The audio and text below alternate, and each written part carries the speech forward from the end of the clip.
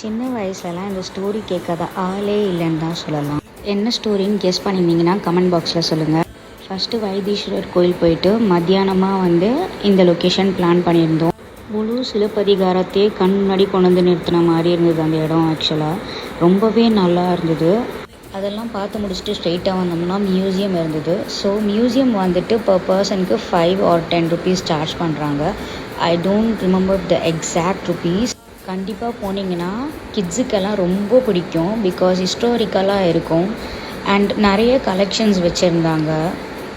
அப்படியே அதை ஃபுல்லாக பார்த்து முடிச்சுட்டு வெளியில் வந்ததுக்கப்புறமா பின்னாடி பார்த்திங்கன்னா ஃபுல்லாக பீச், ஸோ லைட் ஹவுஸ் இருந்தது. அதை பார்த்து முடிச்சுட்டு அங்கேருந்து இன்னொரு இடத்துக்கு போனோம். அது என்ன இடம்னு நான் நெக்ஸ்ட் vlogல சொல்கிறேன். தேங்க்ஸ் ஃபார் வாட்சிங். Stay tuned.